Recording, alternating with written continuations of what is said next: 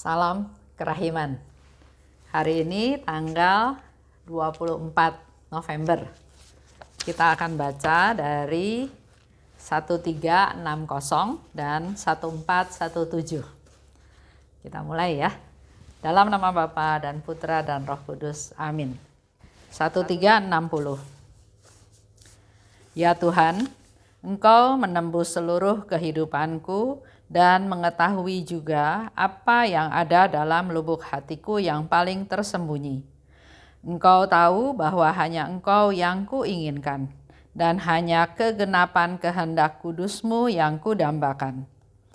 Demi Engkau dan kehendak kudus-Mu, aku tidak peduli akan kesulitan, penderitaan, dan penghinaan, atau apapun juga yang dapat dipikirkan orang.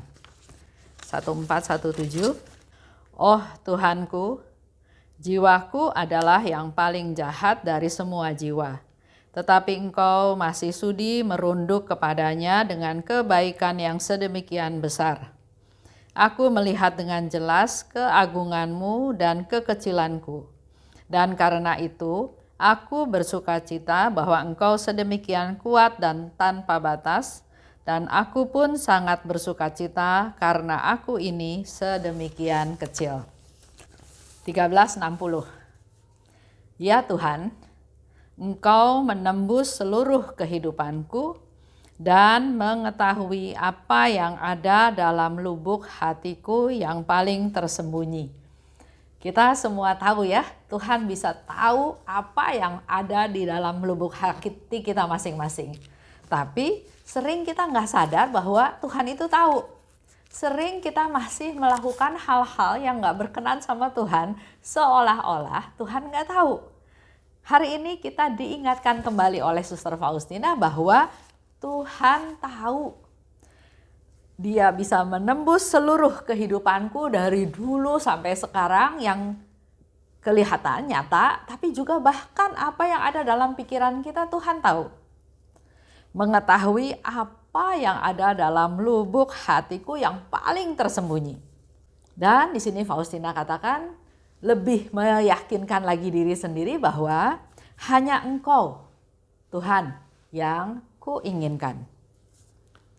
Hanya penggenapan kehendak kudus-Mu yang kudambakan. Jadi mengkonfirmasi lagi bahwa dalam lubuk hatiku hanya Engkau yang aku utamakan. Hanya menggenapi, melaksanakan kehendak kudus-Mu. Itu yang menjadi isi dari seluruh lubuk hatinya. Sama ya, seperti kita juga, Tuhan saya ingin menjadi orang baik. Tuhan saya ingin berbuat baik. Itu yang dikatakan keinginannya, tapi Tuhan sebetulnya tahu apa yang paling dalam yang ada dalam lubuk hati kita. Tuhan, saya mau berbuat baik, tapi enggak sama si A yang bikin susah saya. Tuhan, saya mau berbuat baik, mau melaksanakan firman-Mu. Di lubuk hati yang paling dalam, bukan mau berbuat baik, tapi mau pamer bahwa saya berbuat baik. Nah, hal-hal seperti itu sering kita enggak sadari. Padahal di sini dikatakan Tuhan tahu. Dan Suster Faustina mengkonfirmasi, begitu pula dengan kita semua. Ayo kita juga belajar mengkonfirmasi. Tuhan, yang menjadi targetku adalah hanya Engkau. Yang jadi fokusku hanya Engkau. Dan menggenapi kehendak kudus-Mu. Itu yang kudambakan. Nah, ada contoh ya. Ada seorang bapak bertanya pada saya. Dia tahu harus berbuat baik, harus sabar, tapi dia bilang dia selalu gagal karena ternyata lingkungannya enggak menunjang dia untuk dia bisa melakukan hal tersebut. Mungkin ada emosi ya, mungkin ada kekesalan ya. Nah, ada satu bapak juga dan memang usaha itu enggak bisa dilakukan oleh orang lain, harus dari niat sendiri.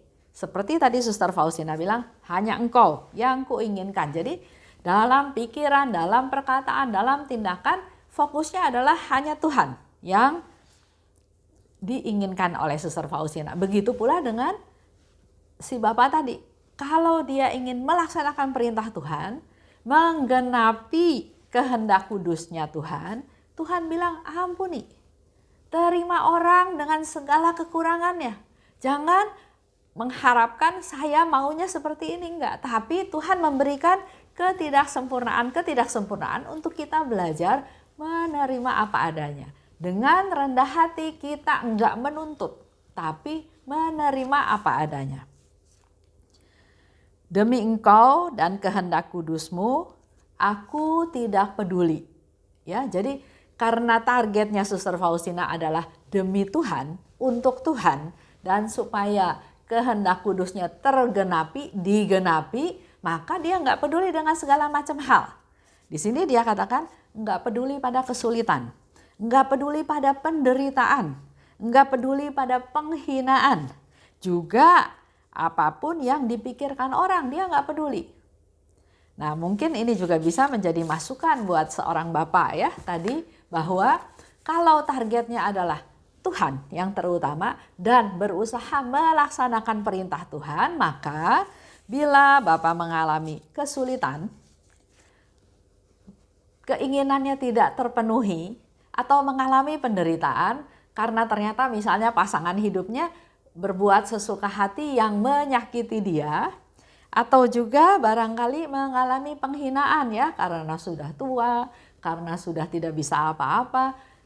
Terima apapun yang dialami, menerima karena targetnya bukan memanjakan diri saya, bukan kenyamanan untuk saya, tapi targetnya adalah untuk penggenapan rencananya Tuhan.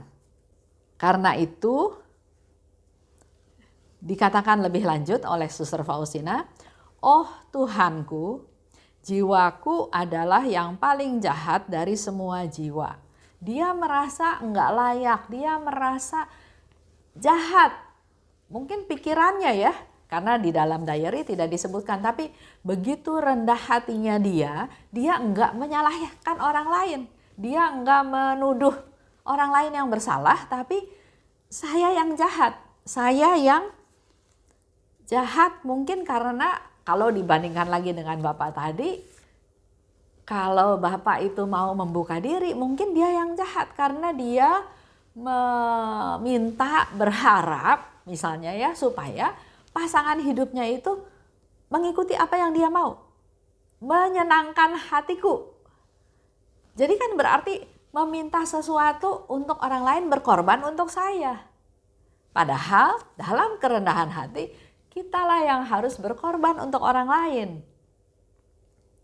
Bukan orang lain harus menyesuaikan dengan keinginan saya. Ya. Di sini dikatakan, jiwaku adalah yang paling jahat dari semua jiwa. Tapi engkau masih sudi merunduk kepadanya dengan kebaikan yang sedemikian besar. Walaupun Tuhan tahu jiwaku paling jahat, tapi engkau tetap masih merunduk, masih peduli, masih memberikan kebaikan yang sedemikian besar. Aku melihat dengan jelas keagunganmu dan kekecilanku.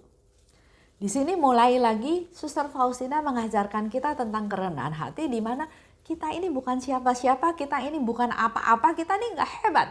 Ya, jadi kalau ada suami yang menuntut istrinya harus seperti ini, misalnya ya contoh, saya mau rumah saya bersih karena saya suka rumah yang bersih. Sementara mungkin istrinya bukan orang yang tipe bersih. Istrinya orang yang lebih tipe praktis. Bukan kelihatan rapi, bukan kelihatan enak dilihat, tapi dia hidup dengan cara yang praktis. Jadi kan di matanya suami nggak klop, nggak sesuai, dan si suami merasa kesel, merasa marah, merasa keinginannya tidak terpenuhi. Keinginan untuk rumah rapi benar, tapi kita juga harus lihat kesanggupan, background, dan juga cara berpikir si istri. Karena kita kan setara, bukan berarti saya minta rumah rapi dan itu baik dan kamu harus. Ya, jadi sesuatu yang menuntut pasti bukan kerendahan hati.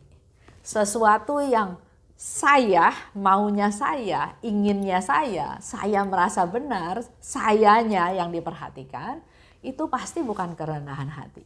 Sehingga dalam hidup pasti kita merasa tidak nyaman, merasa gelisah, merasa khawatir, merasa tidak enak, bahkan juga bisa lari ke penyakit, bisa jadi sakit macam-macam. Padahal itu semua dasarnya datang dari pikiran. Kenapa? Karena pikirannya yang menuntut saya mau ini, ya. Apalagi kalau sudah menikah puluhan tahun. Kalau sudah menikah puluhan tahun dan terus menuntutnya bahwa sudah sekian tahun saya mengalah, sekarang kok sampai sekarang udah 35 tahun masih nggak bisa nurut maunya saya, ya. Misalnya si suaminya berpikir seperti itu, pasti dia bukan orang rendah hati dan pasti dia tidak akan merasakan kedamaian. Tapi sebaliknya dipikirkan, sudah menikah 35 tahun dengan sifat istri yang seperti itu, kenapa kamu nggak belajar menerima kekurangan si istri? Kalau kita bisa menerima, sukacita, damai, sejahtera, dan ingat satu, orang itu orang rendah hati karena dia nggak menuntut, tapi dia malah memberi toleransi kepada istrinya. Lanjut ya.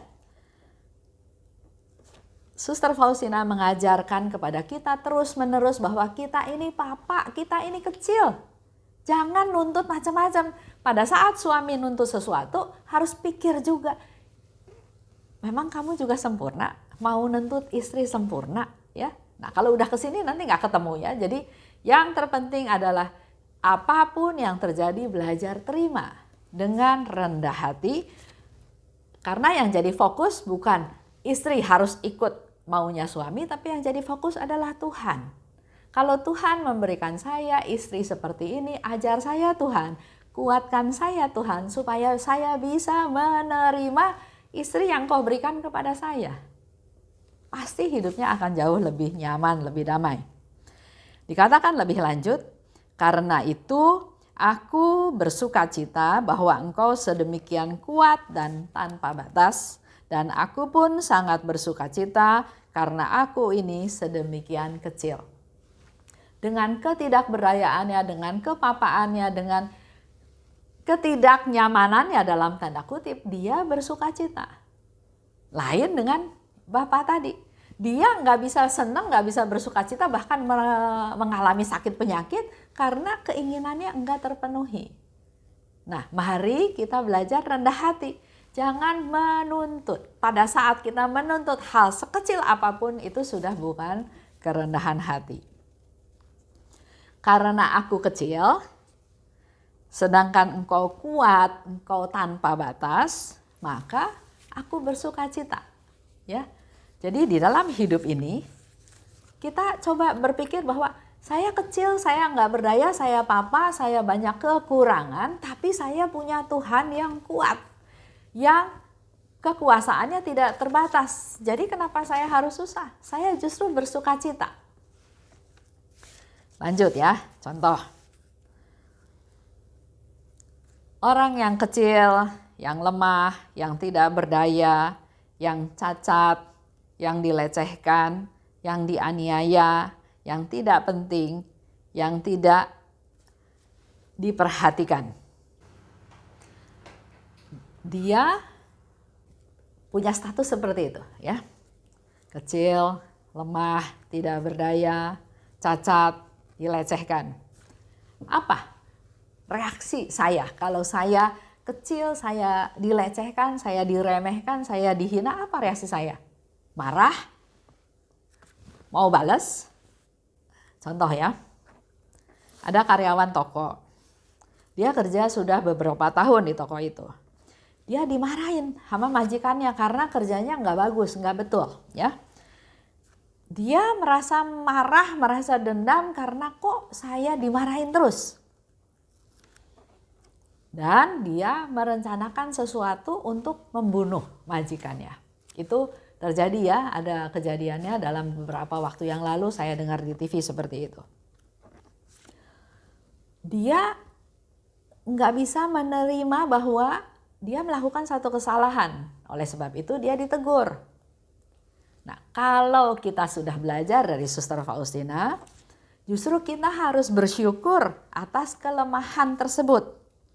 Karena dengan demikian, karena saya lemah, saya kecil, maka saya bersandar pada Allah.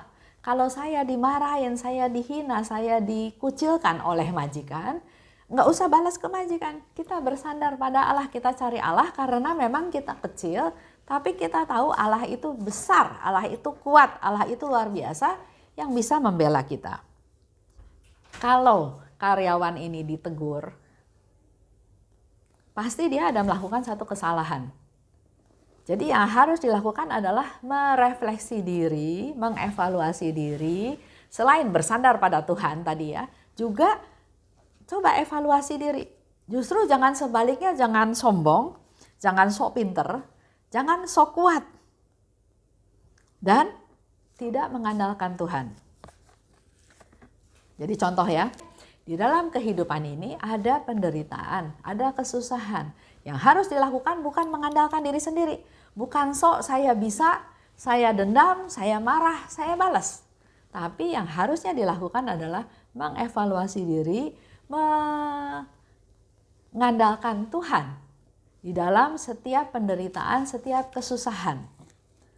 Bukti bahwa kita rendah hati, bukti bahwa kita memang tidak bisa apa-apa, bukti bahwa memang kita apa-apa.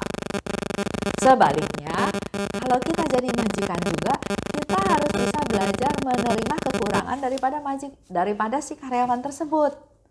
Bukan memaksakan kehendak, saya sudah bayar kamu, makanya kamu harus bisa ini, enggak. Karena kemampuan setiap orang itu terbatas. Ada yang enggak bisa menjadi bisa belajar, tapi ada yang sudah belajar pun tetap dia enggak bisa. Nah, di dalam hal ini juga Tuhan membiarkan hal itu terjadi untuk kita belajar rendah hati.